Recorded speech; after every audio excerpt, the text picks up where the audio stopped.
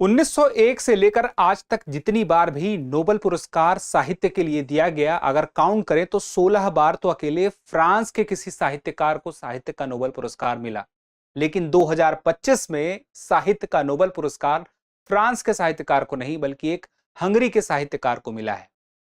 अब यह पुरस्कार क्यों महत्वपूर्ण है, यह कौन व्यक्ति है, इनके बारे में जानेंगे और इस पुरस्कार की कुछ खास बातों को इस वीडियो में जानेंगे। सबसे पहले ये जानते हैं कि वह व्यक्ति कौन है जिन्हें मिला है। तो इनका नाम है, देखिए, लाज़लो क्रांस होरकाई। अब लाज़लो क्रांस होरकाई को जो मिला है, सबसे पहली बात 2025 के लिए मिला है। अब नोबेल पुरस्कार 6 श्रेणियों में मिलता है। 6 श्रेणियों में इन्हें जिस श्रेणी के लिए मिला है वो है साहित्य।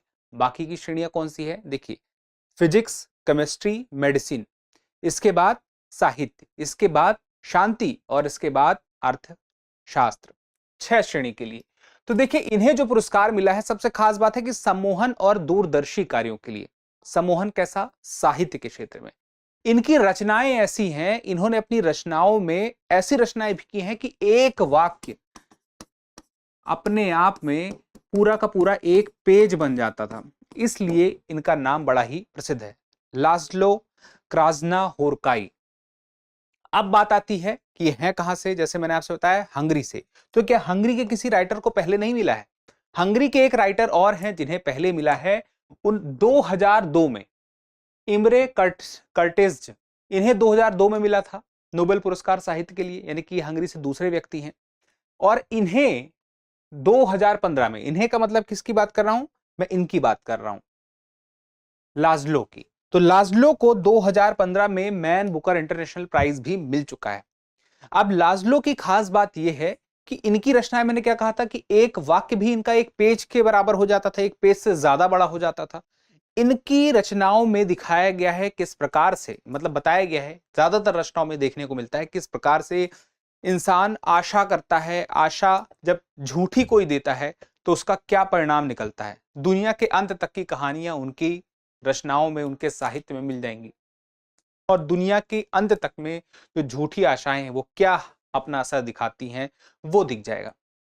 इनकी एक बहुत ही प्रसिद्ध रचना है जो कि है सनटेन टैंगो। अब ये सनटेन टैंगो क्या है? इस रचना की खास बात यह है कि इस पर एक फिल्म बनी है और वो फिल्म कल्ट क्लासिक का दर्जा पा चुकी है। 7 घंटे की फिल्म है। 1985 में बनी थी वो फिल्म और हंगरी के ही एक फिल्म मेकर ने बनाई थी। तो सनटेन टैंगो जो है, उसमें दुनिया के अंत के प्रतीक के रूप में एक हिस्सा दिखाया गया। हंगरी का एक गांव है, वहां पे एक व्यक्ति है जो राक्षसी प्रवृत्ति का है, वो किस प्रकार से वहां के लोगों को भरमा रहा है और उसके बाद वह दुनिया और देश को कैसे बदल रहा है। वह गांव जो पूरी दुनिया से अपने आप को अलग महसूस करता है और अलग है, वह कैसे पूरी दुनिया में अपना प्रभाव नकारात्मक तरीके से दिखा सकता है। उसके अलावा कुछ अन्य रचनाएं हैं। ये रचनाएं भी आपको तो याद रहे, the melancholy of resistance, Baron Wenckheim's homecoming. इसके अलावा अब बात आती है, आपको थोड़ा सा पता रहे नोबेल पुरस्कार के इतिहास के बारे में। तो नोबेल पुरस्कार जैसा कि सबको पता है 1901 में पहली बार दिए गए थे। अब ये नोबेल पुरस्कार अस्तित्व में कैसे आए, तो हमें सबको पता है अल्फ्रेड नोबेल की वजह से ये पुरस्कार आए, क्योंकि अल्फ्रेड नोबेल ने क्या किया था, अपने मरने के पहले जो अपने इच्छाओं के बारे में लिखा था, तो वहां पे ये भी जानकारी रखी थी। फिर यहाँ पे पुरस्कार देने की शुरुआत हुई। 6 श्रेणियों में पुरस्कार आज की डेट में दिए जाते हैं। किस श्रेणी के लिए कहां दिया जाता है, इसका कहां दिया जाएगा, अभी तो घोषणा हुई है। तो अब घोषणा अगर हुई है तो लाज़लो को पुरस्कार कहां मिलेगा, तो इनको पुरस्कार मिलेगा स्वीडन में। अब सवाल आता है स्वीडन में कहां मिलेगा, तो स्वीडन में स्टॉकहोम में मिलेगा।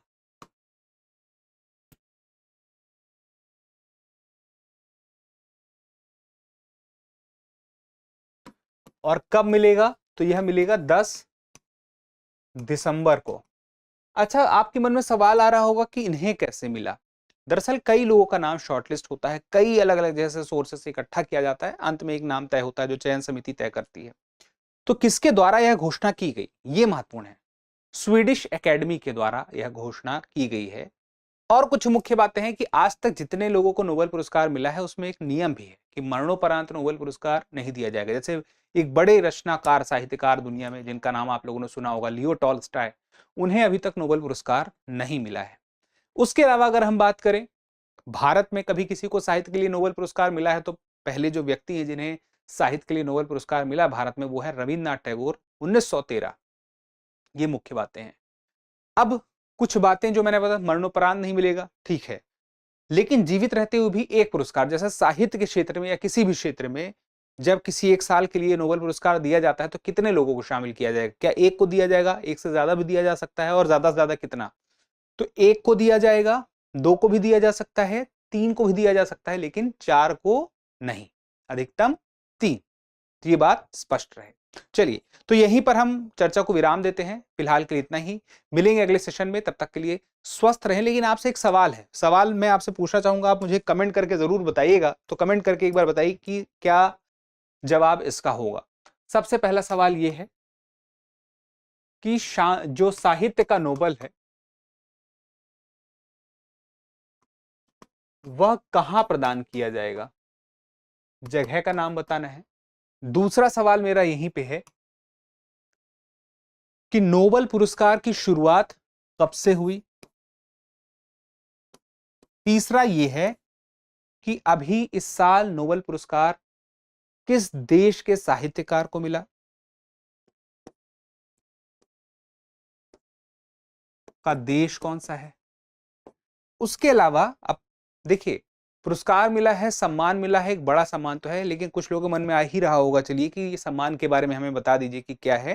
तो देखिए, 11 मिलियन हम कह सकते हैं स्वीडिश क्रोना करके मिलेगा, जो वहां की हम कहते हैं मुद्रा है SEK, ये स्वीडिश करेंसी है SEK, और ये 11 मिलियन है, तो हम इस तरह से कह सकते हैं कि लगभग 9 गुने से भी ज्यादा रुपए में मिलेगा। इसके अलावा एक मेडल मिलता है जो सोने का, पहले तो 23 कैरेट का सोना होता था, बाद में उसकी क्वालिटी कम की गई, फिर उसमें 23 कैरेट का एक हम लेयर लगाते हैं। उसके अलावा देखें तो एक प्रमाण पत्र भी मिलता है, तो ये भी मिलता है। चलिए, इन 3 सवालों के जवाब दीजिए। मिलते हैं अगले सेशन में, तब तक के लिए क्या करना है आपको? स्वस्थ रहना है, मस्त रहना है, पढ़ते रहना है। धन्यवाद। अब एग्जाम की तैयारी को और बेहतर करने के लिए हमारे चैनल को लाइक, शेयर और सब्सक्राइब करना ना भूलें।